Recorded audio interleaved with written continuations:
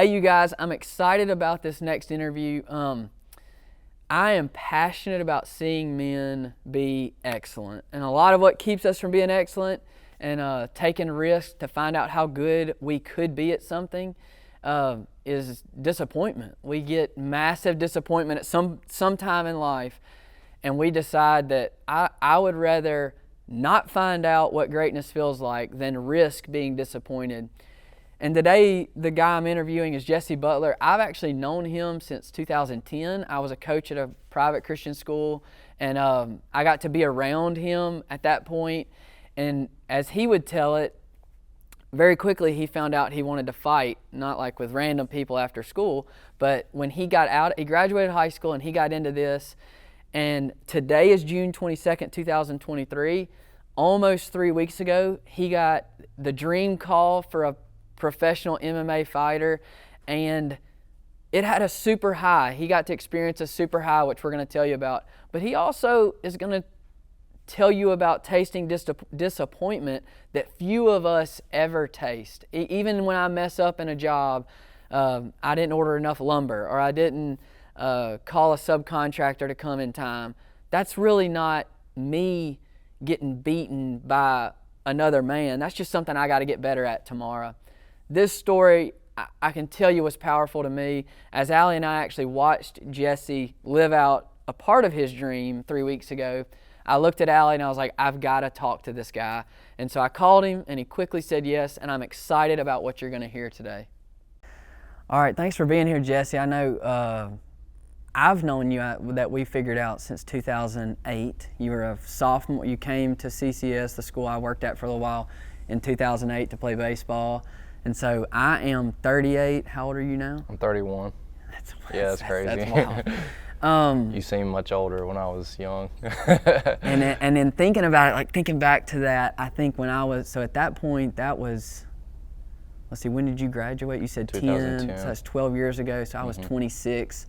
I thought I was like an old man at that point, and now I'm thinking 38, I'm young, I got nothing. Perception on age really changes the older you get. That's crazy. And so you graduated in 2010, played baseball. Did you go and play college? So that's why I started fighting MMA. I decided to stay home and not go play college ball. Okay. And I walked into an MMA gym. I was like, I got to do something other than, if I'm not playing baseball, I'm not competing in that. I've got to compete in something. I just had the drive to, and that's how MMA started. But up to that point, you had not done, you had no. That was just fresh. Yeah, okay. I just was like, I think I can fight.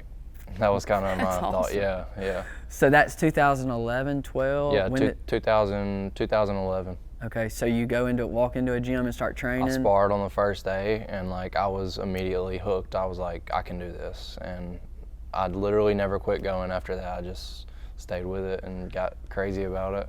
So for us that don't know, I'm not a fighter. I don't need to be a fighter. What does that look? So you go into a gym, and get us to where that starts. You start training, and at what point did you have your first MMA fight? So I had my first amateur fight about 10 months after training, which that's pretty quick, but other people have done that. But I knew from the first fight, after the fight, I was like, I'm gonna be in the UFC. This is all I wanna do. So I had 16 amateur fights, and I treated those amateur fights like they were professional fights. So that's from 2012, let's say, if you started training in 11, 10 months later you have your first fight in 2012, and we're in 2023. So so in this 10 years you fought 16 times. Is that count about right? So I fought 16 times as an amateur, and now I've fought as a pro.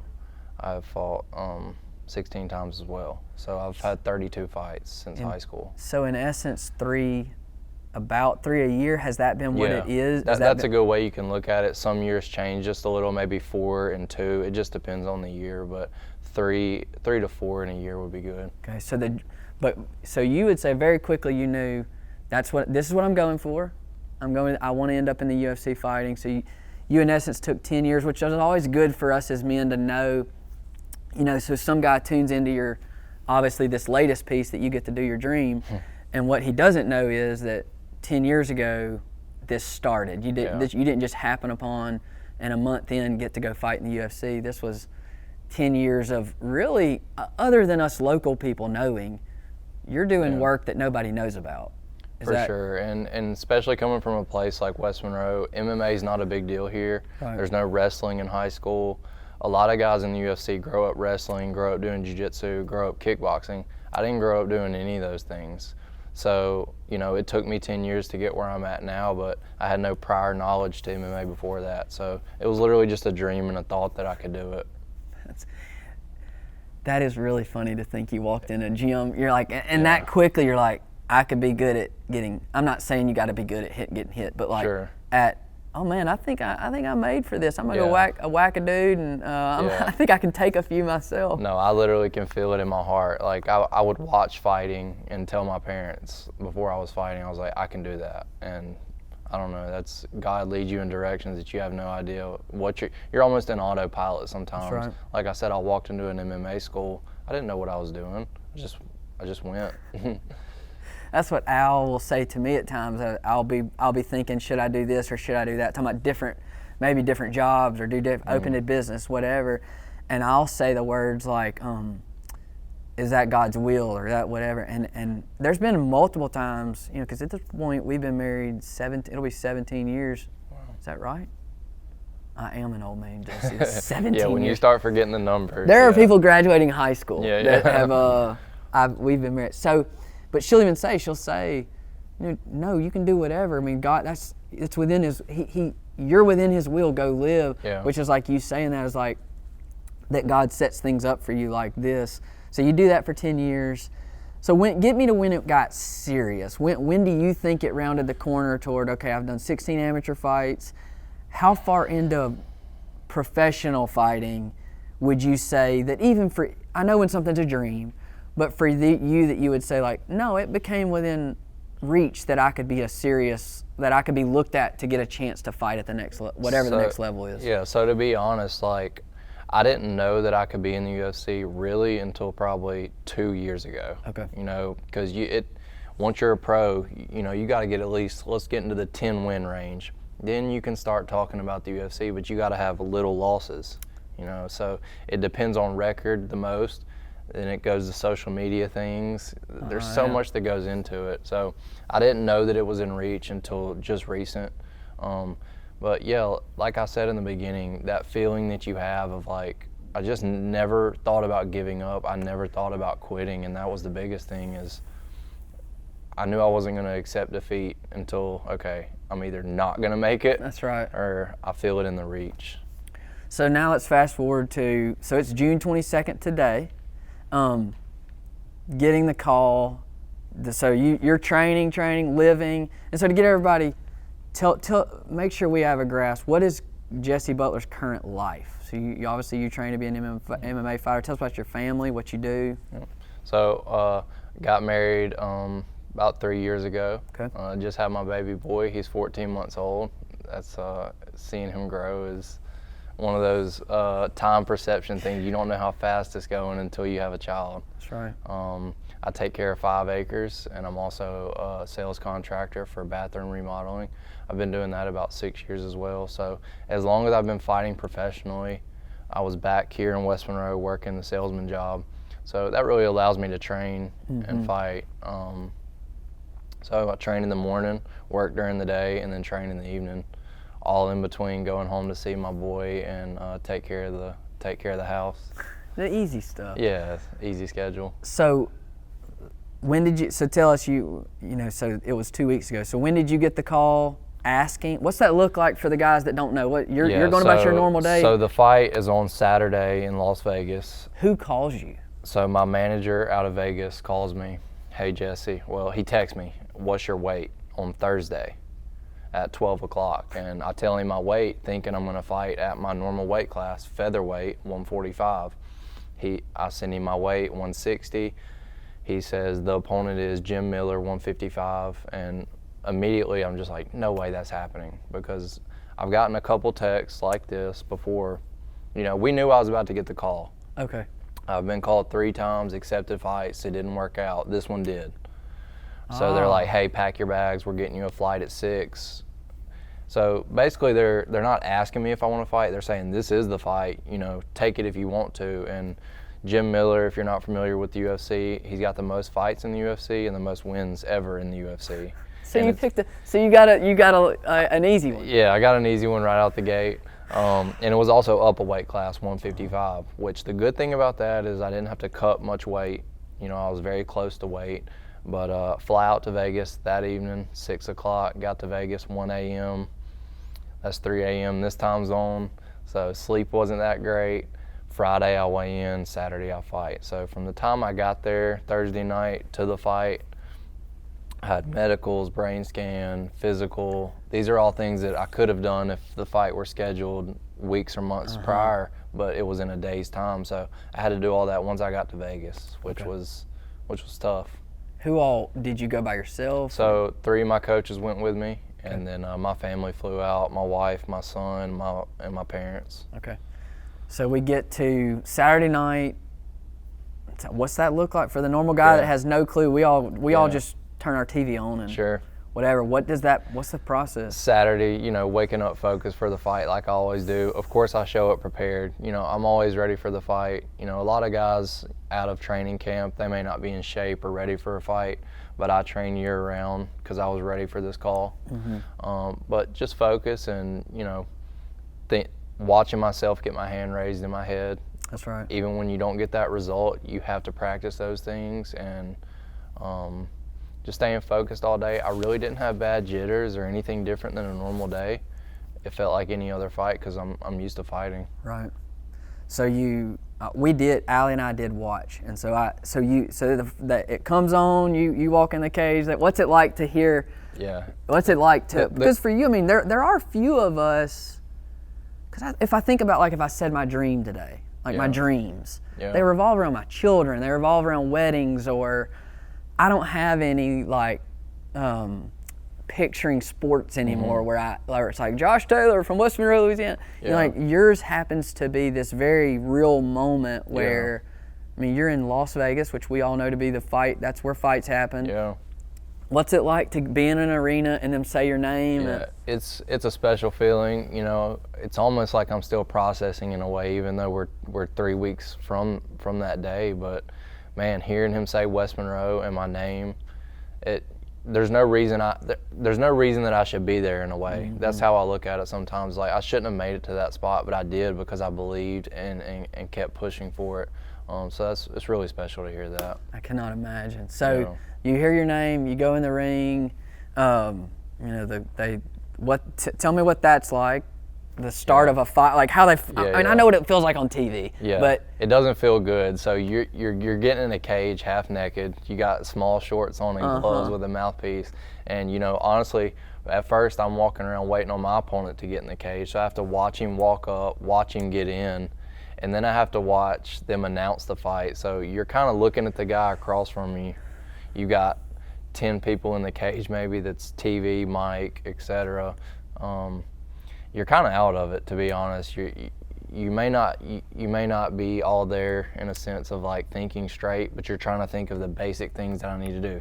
Keep my hands up, move my feet, simple things like that. You're trying to prep for the fighting piece. Yeah. And these other 100 things are going that are really not they're not what your coach they can't even teach you about. Nothing can be taught about that. Yeah. Just thinking of what I've got to do to win the fight over and over, saying it in my head. You're an autopilot. It's an unconscious feeling. So I'm assuming that obviously if it's, because you've roughly done it 32 or 33 times, I'm assuming it slows down the more you do it. I mean, you're able to be less thrown off by that peripheral stuff. For sure, because my first ever amateur fight, I blacked out the entire fight. I don't remember any of it, and it went the full distance. And like I got to the back, and I didn't remember what happened. So like that's another reason I knew like I was made for this, because like I went out there and performed and had no conscious remembering of it.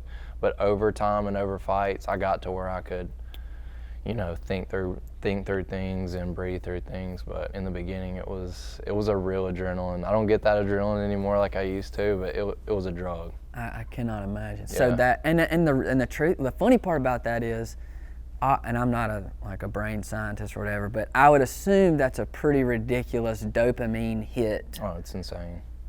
just the edge that, in essence, to some degree, and you probably don't see it as this, but for us as outsiders, like the danger. Yeah. I mean, that's a danger. It's primal. You feel primal. You feel different than you do in normal life. And people always bring up, like, you're so calm and quiet in person outside of the gym. I'm like, I have nothing to get aroused outside of a fight, really. Everything's relaxed to me.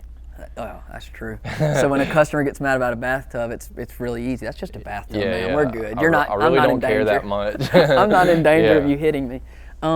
Okay, so that fight, it happens. Referee says go. So for the people that didn't see it, referee says go. You know, I come out, throw a punch and a kick. I kind of push him back, and I want him to charge me. So I kind of drifted backwards and threw a big punch. And when I did, he slipped off and threw a hook, which landed. That's like a 5% shot when a guy slips off, throws it, and lands perfect. In hindsight, it's funny because I had a knockout similar a couple fights ago where I knocked the dude out cold, and I was put in the same scenario right after. But get knocked out. So the next thing I remember is I wake up in the ambulance. I say wake up, it's almost like I became conscious. Okay. So I became conscious in the ambulance. I see my gear, so I realize, okay, I know I fought. I know it's over. My coach is sitting beside me. He's the only one with me. I said, what happened? And wow. I could I could feel his energy, and I could feel the way he answered me because I'm with him so much.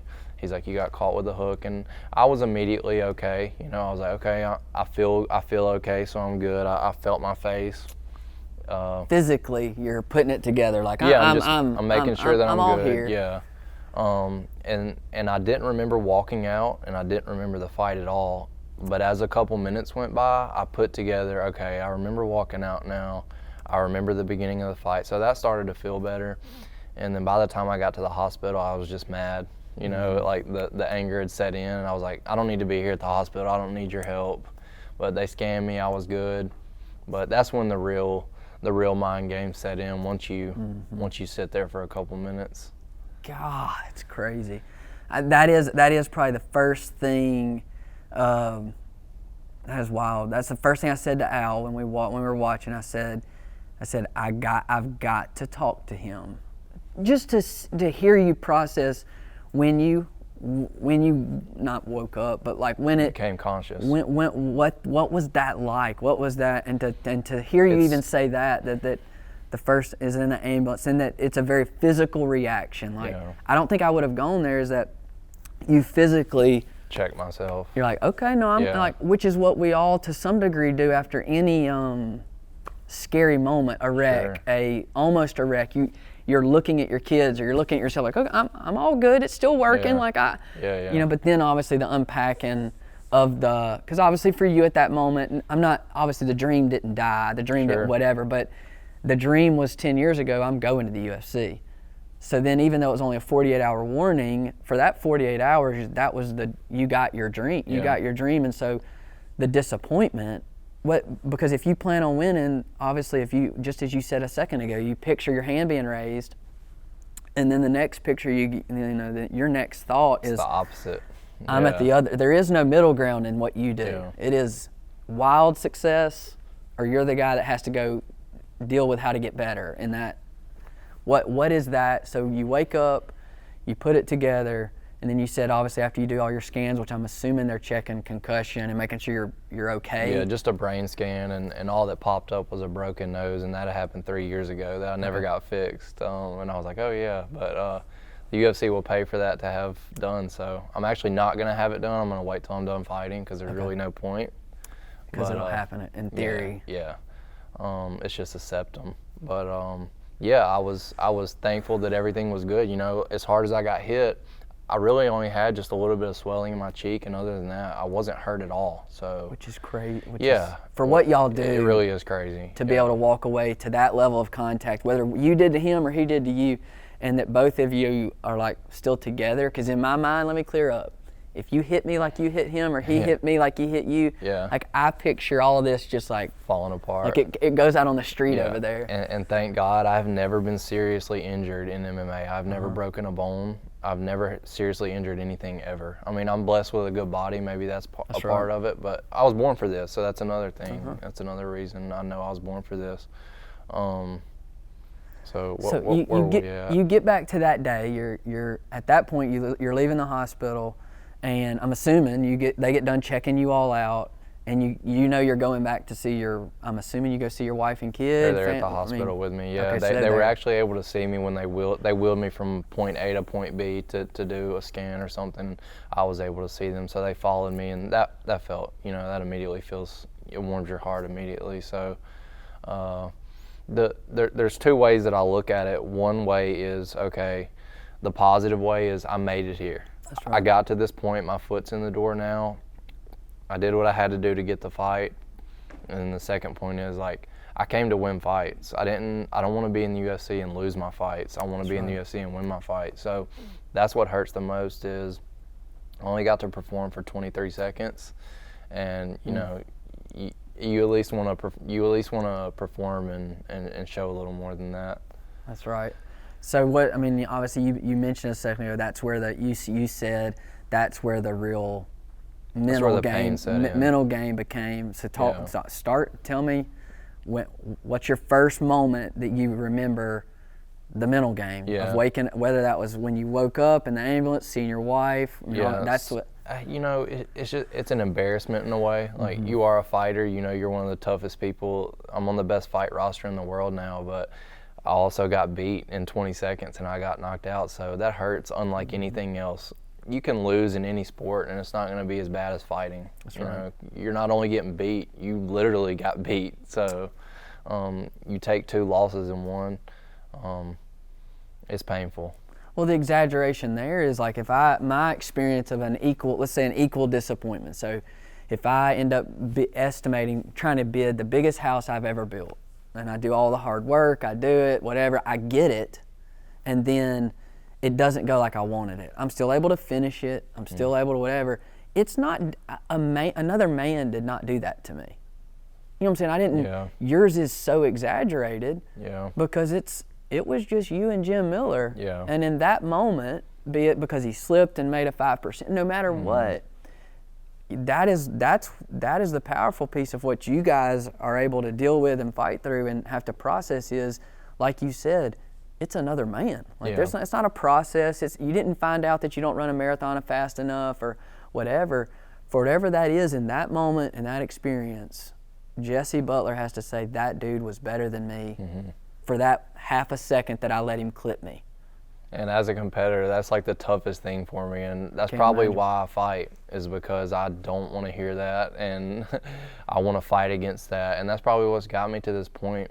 Is like, you can't be a fighter, you can't do this, and no one's actually saying that, but as a competitor and the person I am, I almost hear that in my head sometimes, and that's what pushes me to keep training, keep fighting, get up when you don't want to get up. So tell me, what role does your wife play from that moment on? Just the role she plays every day. She has to hear me complain about training. She has to feed me, and she feeds me 3 times a day. Like, she does everything. She's an insurance agent, so she's able to stay at home. We just had our boys, so she's able to stay home and basically take care of both of us. She's got 2 baby boys, me and him. Without my wife, I wouldn't be able to do this. So what role does she play? So Saturday night, you have to experience some level of defeat, of disappointment, whatever. What role does she play, and what are y'all's conversations when you're able to be alone with her and the baby, when there's no one else around? If it wasn't for her, I would be in my head saying how much I suck, and she's telling me how good I am. So she almost combats the negative feelings and puts me back on a high pedestal. You're here for this reason. Like, you didn't make it this far to just keep losing. That's right. You can overcome this, get some wins. She stays in my ear. She makes me feel good. Who was the hardest conversation or since that moment, whatever? Who is the person that when you talk to, it's the not hardest, but it's the most either emotional or this may sound crazy. It's almost tougher talking to people who don't know fighting because, you know, it's like, hey, I got knocked out in 20 seconds. They're thinking, golly, like, you can't fight. You know, Right. that's probably the toughest thing is the people who know fighting and know me that are close to me. It's easier to tell them. I may open up to them a little more, and I would say that the people who don't know fighting. Yeah. So like so to me in my mind I picture, so that's Saturday night, let's say at 8 o'clock. Mm-hmm. What does Sunday look like? Sunday we stayed in Vegas. I decided instead of flying home Sunday, I'll fly home Monday. We decided that before the fight. Just saw Vegas for the first time. That was cool. You know, it was my dream to fight in the UFC, and I did picture that as being Vegas, so that was cool to see. So then Monday morning y'all wake up, what's it look like? Fly Monday morning, fly home, get back to reality. You know, it almost feels like there's a glow now. It's like, okay, I'm in the UFC. So not only did I lose, but now I'm in the UFC and I'm on the roster. So this is West Monroe, or Ouachita Parish, North Louisiana's first UFC fighter. So that feels really good, and that's something that I can put on a positive end. That's right. And so Tuesday morning, you go back to work. What's that? Yeah, go. I don't know if I worked Tuesday. I may have went back to work on Wednesday, but you know, I'm not somebody who can sit back and not train. So like, even though I can't get hit right now, it's a 30-day policy. Still working out, still doing what I can other than getting hit. But I immediately have to get right back to it. If you don't get back to it, that's when you're gonna feel those negative thoughts. If you stay in it, you're gonna feel better throughout the process of training. I think that's the part to me as an onlooker that to know you and know your life to a degree is we as men really, really struggle, with any disappointment without anyone knowing. No one knowing. Like the things that I have not done well that you never know about eat me alive. Yep. Then the piece when someone finds out about a disappointment, even though yours wasn't like a personal failure, like you did something wrong. What has, on the inside of Jesse Butler, what's it like? Has there been any difference? Where are the areas you felt it make you like turn towards good, and then where are the areas where you've talked a little about the mental side of it. Where are the struggle? What's the fight? Even today, we're 3 weeks later. Yeah. What's the good and the bad of where you are today? So, I'll do two sides of this too. You know, you got one direction that's pulling you, saying it's going to be tough. Are you going to win a fight in the UFC? Like, you are the first to come from this area to get a fight in the UFC, but are you going to win? Now you have to show that you can do this. And then the other side of me is just super motivated. You know, if I did make it this far, I've got to get a win. You know, it's motivating. I've got to turn the fire up, just like it was in the beginning. Like when I knew, hey, I'm going to be in the UFC, now that I'm here, I can't be settled. I have to fight harder. I have to train harder. So there's a fire in me that has to get back to work. And is there who around you is the pusher that, you know, because obviously somebody like you doesn't do it. I mean, if I put you out in the middle of a bunch of negative people, it's going to be hard for you. Who around you plays a role in pushing you other than your wife? First, I'll say, and there's so many people who push me, but the biggest thing I'll say is myself, because nobody else, even the people around me, if they heard me say I'm going to be in the UFC or I want to be in the UFC, they still may not have believed it, or even if they did or not, nobody can do it for you. So number one, it has to be me. It has to be true, a true feeling that you feel. But other than that, the coaches at my gym, you know, they're telling me they believe in me every day. The teammates around me, my family, I can feel the support, and I know when it's real or not. So there's a lot of people who get behind me on that. What is the next thing? So now what's it for us, again, that don't have any concept of how all this works? So I'm on the UFC roster. I'll get another fight in my weight class, which is 145. We're thinking end of summer, maybe early fall. So right now, we'll just say before the end of the year, I should have another fight on schedule. So just for my brain one thing you just said made me realize it. If 145 is your weight, like your fighting class, what's your walking, like what's I'm your 165 right now.